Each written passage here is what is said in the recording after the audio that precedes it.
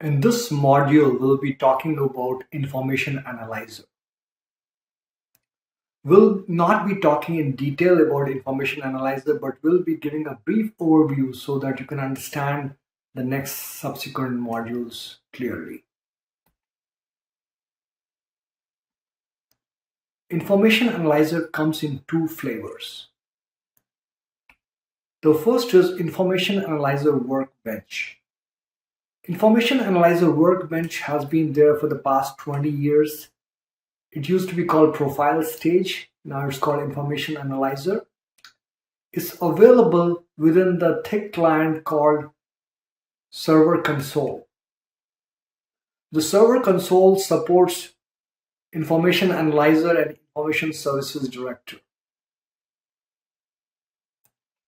The second flavor of Information Analyzer is the Information Analyzer Thin Client. The Thin Client is browser-based and it's very easy to use. The big question is, which one should we use? Do you want to use the Information Analyzer Workbench or the Information Analyzer Thin Client? And the answer is, it depends upon what you are trying to do. Both the Information Analyzer Workbench and Information Analyzer Thin Client can perform some functions exactly the same way. So the following tasks can be performed both on Workbench and Thin Client. There are some tasks which can be performed only on the Thin Client, and there are some tasks which can only be performed on Workbench. So depending upon the skill level of the people who are going to be using Information Analyzer, you can choose either the Workbench or the Thin Client. So for example, if you've got business users who are not very tech savvy and they don't want to spend the time to learn a totally new tool, they can start with Thin Client. The Thin Client is very user friendly. It's easier to use than the Workbench. And it can also do some things which you cannot do on the Workbench. So let's first look at what are the tasks that can be performed both on the Workbench and the Thin Client. Run column analysis. Column analysis is a process where you can look at each column within the table and look at the maximum value, the minimum value, the frequency distribution, the null values, the empty values, the file path, the data pattern, and so on. The second is find primary and foreign keys. You can find the primary keys and the foreign keys in the Workbench using the key analysis. You can also do the same thing on the Thin Client using the relationship analysis. You can view and edit the analysis results both in the Workbench as well as the Thin Client, and the edited analysis results can be published for access within other tools and specifically within the Information Governance Catalog. We can also add notes. So for example, if you have performed an analysis but you found something unique about the data, you can make a note as an analyst, and that note can be available within other tools. So that way you can capture the essence of analysis findings as you perform the analysis. In both of these tools, you can publish the analysis results to IGC or Information Governance Catalog. Now, why is that important? This is important because within the Information Governance Catalog, you have got a repository of all the assets within your environment. And once you publish the analysis results with respect to that asset, there's one place where you can find the details about that asset and also the quality, the data quality, and also the rules which pertain to that asset. So it's a one-stop shop for all information pertaining to an information asset. Now let's look at the Information Analyzer Thin Client. The Thin Client is a browser-based application and that is very easy to use. It's ideal for both non-technical business users as well as technical users who just want to get started. The following tasks can only be performed on the Thin Client. So for example, if you have got data connections for HDFS sources. So this can directly be done within the thin client. You can create and configure the data connection for HDFS sources. You can run relationship analysis. So in the relationship analysis, it automatically identifies all the primary keys and the foreign key relationship within a group of tables. And all of that is just done using one single task. So the same thing or a similar thing can be done on the workbench, but it might require key analysis, and it's not as straightforward as the relationship analysis on the thin client. So you might wonder, why should I not use the thin client? So if you are new to Information Analyzer, I would strongly recommend the thin client because you can get a lot more details. But if you want to schedule analysis jobs, and if you're already been using profile stage from the previous versions, it would be better to use the workbench. You can create, test, and run quality rules. So there's a confusion between the rules terms. So quality rules are used within the thin client, and data rules are used within within workbench, which is the Information Analyzer Workbench. So they are very similar with minor differences. So you can run the data quality analysis and you can look at the data quality score. Now, why is that important? One of the things that is very critical for projects is that you want to capture the data quality score before you started the cleansing process, before you started the governance process, and you want to look at the data quality score after you have done through the process. The increment in your score would justify the effort that you have put in. So in Information Analyzer Thin Client, this quality score is just available out of the box. It does initial analysis and it will give you a quality score. Similar functionality can be implemented in Workbench using the baseline analysis, where you compare the changes between different analyses. In my humble opinion, quality score is a much easier way to capture the progress of your data quality. Now let's look at Information Analyzer Workbench. As mentioned earlier, it's a trusted application which has been used for data profiling for over 20 years. Initially, it was called Profile Stage, and now it's called Information Analyzer Workbench. It is accessed through the Windows client application called Server Console. And as I mentioned earlier, Server Console supports Information Analyzer as well as Information Services Director. So what are the kinds of analysis that you can do in the Workbench? So column analysis, as I mentioned earlier, column analysis allows you to look at the details of a column. What is the frequency distribution? What is the minimum value? How many of nulls and empty values that you have? And what is the pattern of the data? So you can perform a column analysis on the entire table. So when you perform a column analysis on the entire table, it will do a column analysis for every column within the table. Alternatively, you can just choose to perform column analysis within specific columns within the table. You can also perform a key and cross-domain analysis. Now, within a key analysis, you can identify if the key that you have chosen as the primary key is actually the primary key. So for example, if you choose a specific key as a primary key, but it is not unique, then it would not be an ideal candidate for primary key.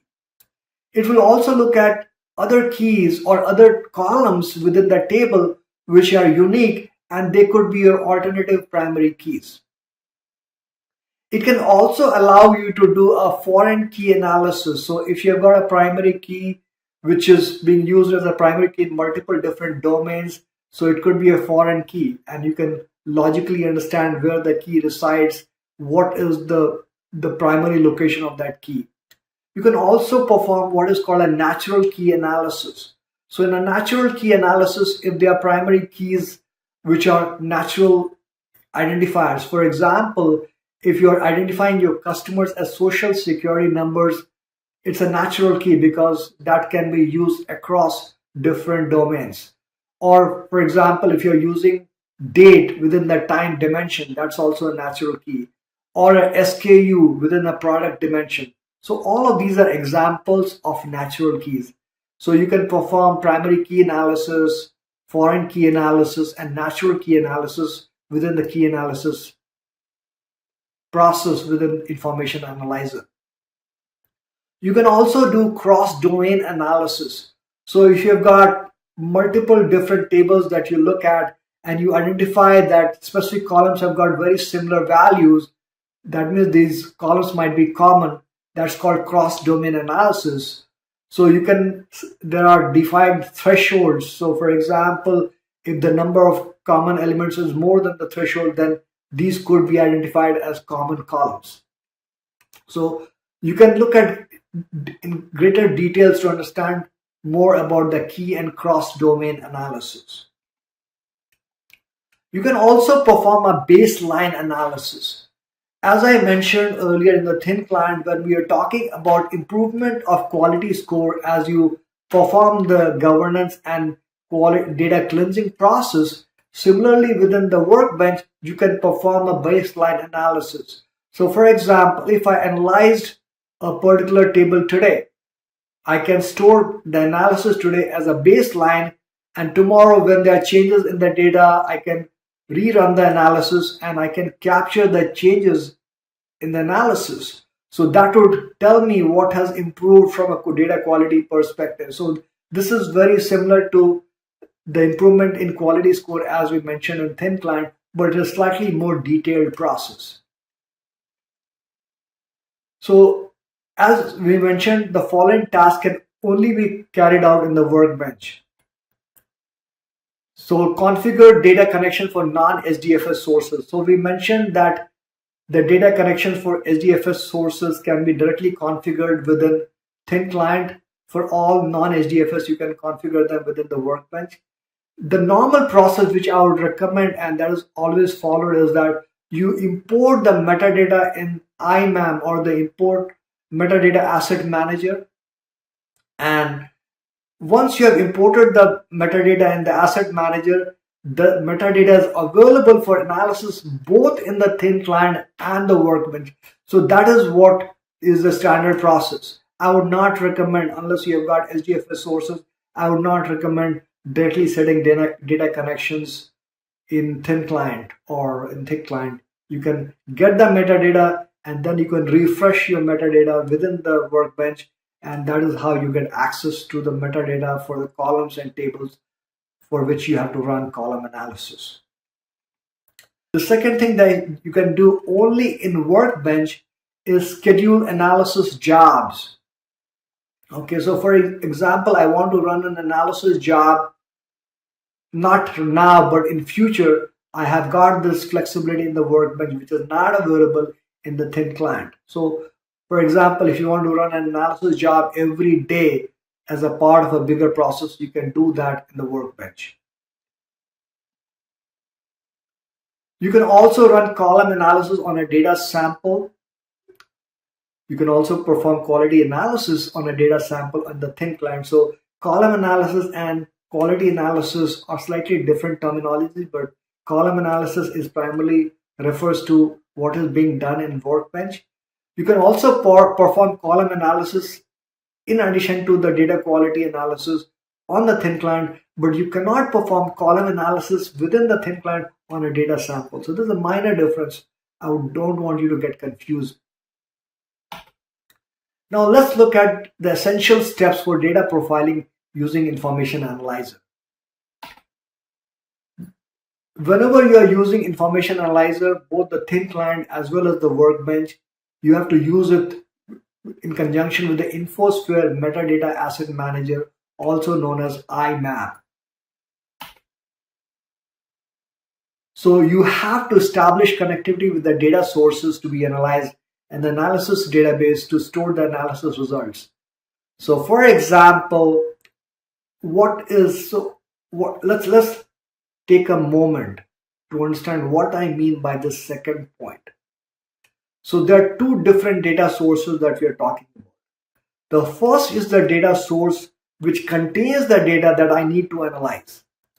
and the second is the Information Analysis Database.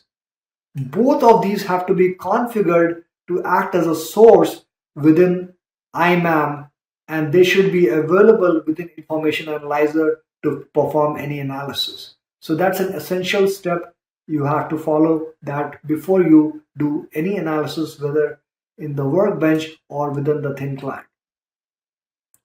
Once you have imported the metadata and the connection details from every source to be analyzed using IMAM, then only you can do the analysis. So the third step is, once you have established connectivity within IMAM, you have to import the metadata and connection details from every source, and you also need to publish it to the repository. Okay, so that's the third step. Once you have got the metadata defined, then you can go to either the workbench or the thin client, where you can perform the specific analysis on your data. You can create rules to constrain and validate the data, and you can, once you have done all of that, you can review it. You can mark those specific analysis reports as reviewed. You can make changes, and then you can publish it. So as I mentioned earlier, you can review the analysis data carefully and mark the data reviewed. You can publish the analysis results to be used in other InfoSphere applications like data stage, quality stage, information governance catalog, because you want to make sure that the effort that you put in analysis is available within other tools, so that you can use it for transformation, or you can use it for data cleansing, or you can use it for a single piece window of asset management within information governance catalog. So that was what I wanted to cover in this module. In the subsequent modules, we'll look into details of how to perform analysis within Information Analyzer, and I'll show you a demo. See you in the next module. Thank you.